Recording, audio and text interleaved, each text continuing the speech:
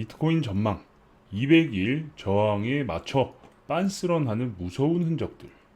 200일 이동평균선은 굉장한 저항이죠. 지지가 될 때는 강한 지지선이다가 지지선이 깨지면 당연히 강한 저항으로 바뀌게 되는데 현재 200일 이동평균선 밑에서 움직이고 있기 때문에 이제는 강력한 저항입니다. 그런데 여기에 맞춰서 빤스런을 하는 흔적들이 있다라고 하는데 내용을 자세히 보겠습니다. 만약 머스크가 도지코인을 매각한다면 도지코인은 과연 무사할까? 그죠? 머스크라는 인물이 도지를 떠받쳐주고 있다라는 건 모두가 아는 사실이죠. 최근 가장 뜨거운 밈 주식 배드베스 앤 비욘드 70% 폭등. 도지코인이 살짝 약진했던 이유 중 하나가 미국의 밈 주식 열풍도 한몫했다. 그런데 지금 이 밈 주식의 대표 주자인 BBBY, 그러니까 배드, 베스, 비욘드를 이야기하는 거죠. 주식 전체 지분을 매각할 계획이다 라고 이야기를 했네요. 이 회사의 대표가 주식 지분 매각을 신고해서 주식이 미친 듯이 크게 흔들렸다. 그러니까 막 70%씩 오르고 했는데 사람들이 밈코인처럼 이 밈 주식이라는 게 생겨서 많은 사람들이 매수하고 했겠죠. 그런데 이 대표가 모든 주식을 매각하겠다라고 한 거예요. 이번 달에만 350% 폭등. 서학 개미 홀린 배드베스 괜찮을까? 엄청나게 떡상을 했으니까 대표는 만족하고 팔겠다라고 나온 거죠. 그죠? 심지어 이 주식은 우리 서학 개미들이 많이 담궜다는데 CEO가 주식을 처분하는 판국에 과연 괜찮을까? 그죠? 대표가 주식을 모두 팔겠다라고 하는데 그러면 당연히 이거 뭔가 있어서 파는 거 아니야? 상황이 이상하게 흘러가는데? 라고 생각을 하면서 당연히 사람들이 냅다 주식을 집어 던지겠죠. BBBY 장마감 후 18% 급락. 그죠? 이 사람 때문에 이 사람이 바로 대표겠죠. 괜찮을 리가 없다. 장마감 후 난리가 났다. 왜 200일선 저항에 맞춰서 이런 일이 일어나는 걸까? 지 회사니까 지들이 아는 거다. 근데 우리는 코인만 하면 되는데 왜 이런 것까지 신경 써야 할까? 200일 저항선에 맞아서 나스닥이 빠지니까 코인이 같이 빠질 수밖에 없죠. 그래서 짜증이 나도 신경을 쓸 수밖에 없는 거죠. 아무튼 이런 상황이다 보니까 코인 시장이 점점 더 난이도가 높아지고 있는 건 사실입니다. 과거에는 코인과 나스닥이 디커플링 돼서 움직이는 경우가 많았지만 최근에는 나스닥과 커플링으로 움직이고 있는 상황이죠. 그러다 보니까 여러 가지로 더 많은 신경을 써야 되는 상황이다 라는 건 여러분들도 공감하실 겁니다. 급락 이후 반등 사이즈가 50%가 넘으면 이건 가는 거라며 조정 때마다 무조건 담으라. 고한 미친놈을 내가 어제 소개했었다. 그죠? 바닥이 나오고 나서 50% 이상 반등을 하면 이때까지 한 번도 저점을 깬 적이 없었다 라고 이야기를 한 거예요. 여기 블룸버그 CFRA 자료를 이용해서 2차 세계대전 이후 13번의 베어 마켓에서 S&P 500 지수가 하락폭의 50%를 되돌렸을 때는 한 번도 다시 새로운 저점으로 떨어진 적이 없었다고 보도했습니다. 그러니까 하락을 하고 반등이 절반 이상 나왔을 때 그때는 다시 저점을 깨는 일은 없었다라는 거죠.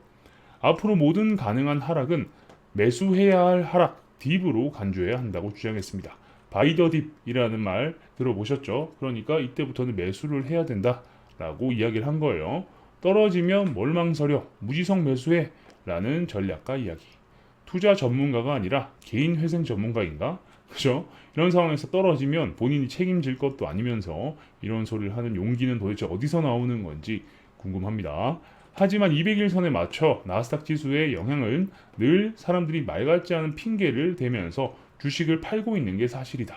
최근 들어서 주식을 매각한다 라는 말들이 많이 들리죠. 주가 자신감 떨어졌나? 증시 반등에 늘어나는 내부자 매도. 세금 내려고 트위터 사야 될 것 같아서 기타 등등 다양한 반응으로 아무튼 매도했다. 그죠? 머스크도 테슬라의 구식 9조 원치를 매도했습니다.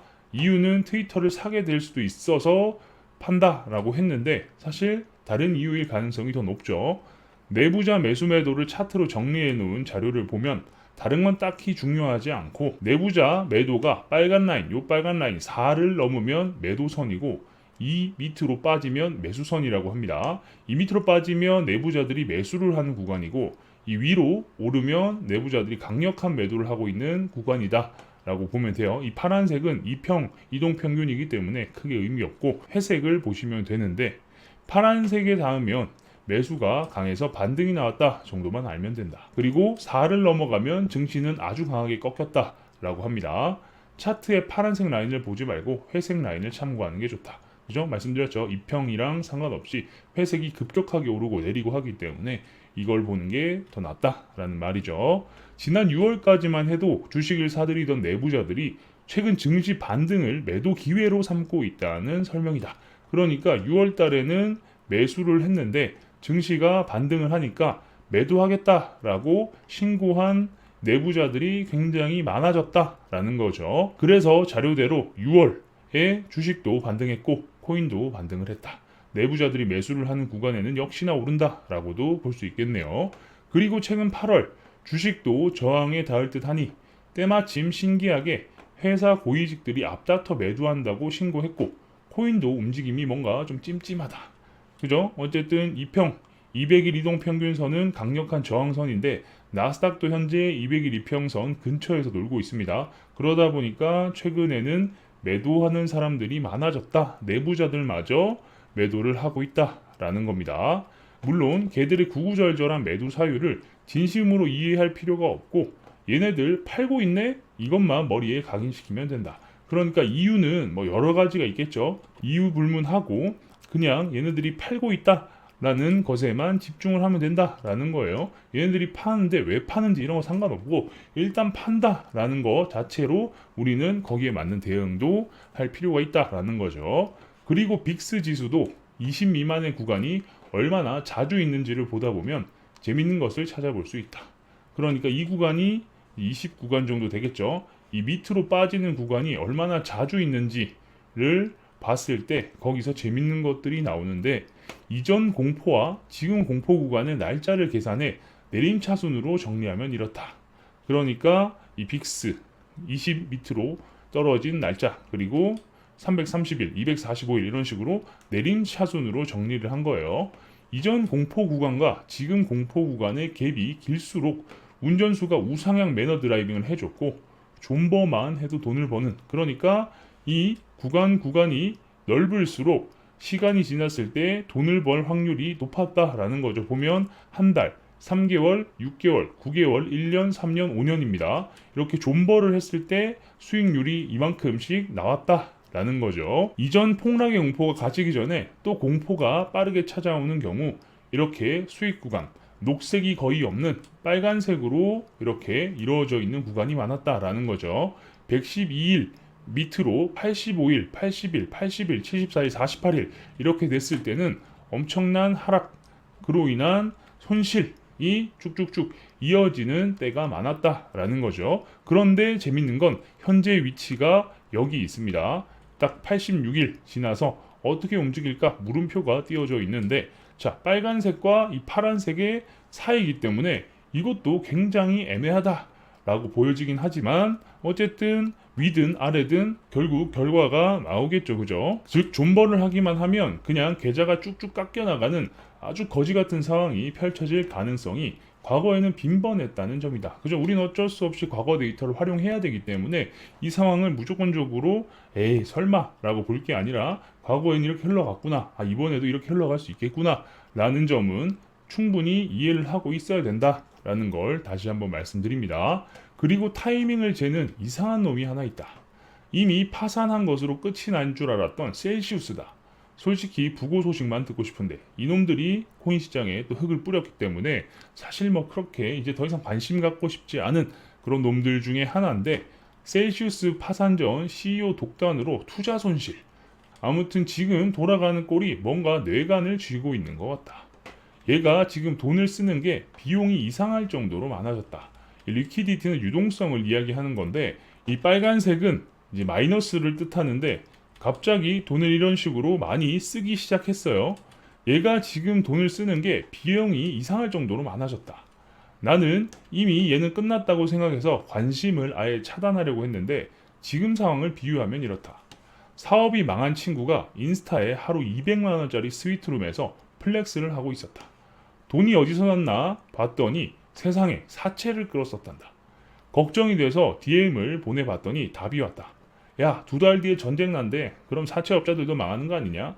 그러니까 일단 땡겨서 펑펑 쓰는 게 맞지? 라고 이런 소리를 했다라는 거죠. 지금 얘들 셀시우스는 안전한 파산을 염두에 두는 게 아니라 조직 재구성을 염두에 두고 있다. 즉 회생하겠다. 이거다. 그러니까 사업을 정리하는 게 아니라 어떻게든 조직 재구성 해가지고 다시 한번 살려보겠다. 이렇게 생각을 하고 있다라는 거죠. 그런데 지금 얘들 비용 쓰는 게 채굴기 관련 관세, 배송비, 부가세 이런 걸로 남아있는 돈과 DID, 구제금융으로 들어간 돈을 아주 아낌없이 펑펑 써대고 있다. 구제금융이라는 것은 너네 문제 없이 파산 절차 잘 밟아서 사람들에게 돈 나눠줘. 그런데 필요한 데 쓰라는 뭐 그런 돈들을 이야기하는 거죠. 근데 이런 걸 가지고 채굴기를 사고 관세 내고 배송비 내고 부가세 내고 이런 데에 사용하고 있다라는 말입니다. 대차 대조표의 적자를 메우기 위해 채굴된 비트를 채무자에게 돌려주지 않고 지들이 쓸 생각이란다. 그러니까 채굴기를 임대 사업을 했으면 채굴이 된 이 코인은 사람들에게 돌려줘야 되죠. 줘야 되는 건데 이걸 지들이 사용하겠다. 뭐 이런 상황이고 하지만 이미 대차 대조표 상으로 채굴된 코인 수량 또한 아주 형편없는 상황이고 말이 좋아서 재투자지 그냥 삥땅이다. 얼마 되지도 않는 돈 가지고 이상한 짓을 하고 있다라는 거죠. 포브스에 따르면 셀시우스 네트워크 측 변호인들은 파산 자금을 제공할 수 있는 잠재적인 대출 기관이 있다고 밝혔지만 그곳이 어디인지는 밝히지 않았다. 이건 뻥인지 사실인지는 알 수 없는 내용이죠. 상상 속의 키다리 아저씨가 뿅 하고 등장해서 도와준다고 생각하는 모양이다. 아니면 뭔가를 쥐고 있거나 그러니까 코인판에 큰 돈이 쉽게 오고 가고 하니까 또 누군가가 우리를 도와주지 않을까? 우리가 가지고 있는 인프라를 탐내는 누군가가 있지 않을까라고 생각하면서 이런 식으로 행동을 하는 게 아닌가라는 거죠. 그게 아니라면 진짜 무언가 패를 쥐고 있거나 라는 겁니다. 이래서 빚을 크게 진 사람은 이미 그들의 사고가 정상이 아니라고 간주해야 한다. 그러니까 뇌가 고장 나가지고 사람들의 돈, 내 돈 이런 거 구분도 안 되고 그냥 마구잡이로 돈을 쓰는 거죠. 정말 셀시우스는 DID 금융으로 금전을 받아와서 채굴기에 몰빵 후 존버할 거임. 이건 말도 안 되는 말이에요. 구제금융, 자기네들을 구제하기 위해서 사실 자기네들을 구제하는 게 아니라 유저를 살려주기 위해서 융통해 주는 돈을 구제금융이라고 하죠. 그런데 이 돈을 가지고 자기네는 채굴기를 사가지고 돌려가지고 코인을 채굴하겠다 이러고 있는 거예요. 정말 셀시우스는 이 모든 게 마치 2달 뒤에 세상이 끝나는 것처럼 돈을 펑펑 써대고 있다. 다시 한번 말하지만 남아있는 돈도 주기 싫고 그냥 돈을 꼬불치기 위한 행동으로밖에 보이지 않는데 그러니까 남아있는 돈 가지고 직접 자기 주머니로 꽂으면 문제가 되니까 채굴기를 돌려가지고 거기서 나오는 코인들을 자기가 삥땅을 치면 새로운 돈을 만들 수 있다라고 생각하는 것 같아요. 궁금한 건 2달 뒤에 이 셀시우스 아니 코인판 전체가 어떻게 돌아가는 상황일지 이것도 걱정이 된다. 이더포스가 지나고 나서 어떤 상황에서 코인판에 어떤 폐악질이 등장할지 혹시라도 셀시우스가 뭘 알고 어차피 망할 거 이짓거리 해도 된다고 생각하는 게 아닌지 심란하게 모니터링 중이다.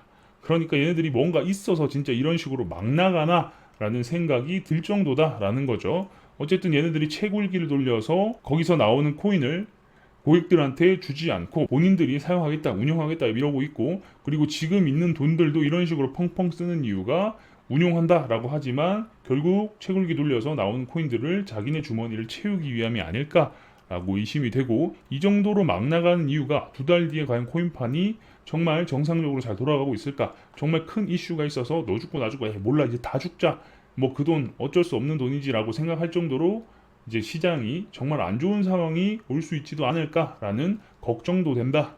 최근에는 주식 시장도 일봉상 200일 이동 평균선의 근처에 놀고 있기 때문에 내부자들이 주식 매도가 많아졌고 그 이유가 200일 이동 평균선에서 저항을 맞고 내려오면 또 줄줄줄 흐를 가능성이 있고 지금 현재 정책도 그렇고 상황이 그렇게 썩 좋지 않기 때문에 갑자기 이걸 뚫고 올라갈 가능성이 낮다라고 판단을 하는 쪽도 많아서 그렇겠죠. 코인판 역시 마찬가지로 보면 셀시우스도 그렇고 애들이 막 나가는 애들이 자꾸 생기고 있는데 이 막 나가는 애들이 정말 뇌가 망가져서 그런 건지 이 회로가 망가져서 그런 건지 아니면 정말 몇 달 뒤에 이 코인판이 정말 아사리판이 돼가지고 아무도 돈을 못 갚고 모두가 포기하는 그런 상황이 올 것이다 라고 보고 있는 건지, 이런 의심이 걱정이 될 정도로 막 나가고 있다라는 점 말씀드리면서 영상 마무리하도록 하겠습니다. 혹시나 관련된 새로운 정보가 내용이 나오게 되면 여러분들께 빠르게 알려드릴 수 있도록 하겠습니다. 영상이 괜찮으셨다면 구독과 좋아요도 눌러주시고요. 알림 설정을 눌러놓으시면 누구보다 빠르게 새로운 정보를 받아보실 수 있으니까 구독, 좋아요, 알림 설정까지 눌러주시면 감사하겠습니다. 궁금한 게 있으신 분들은 저희 커뮤니티에 들어오셔서 질문 남겨주시면 됩니다. 영상 하단에 커뮤니티 주소가 있으니까요. 클릭해서 입장하시면 되겠습니다.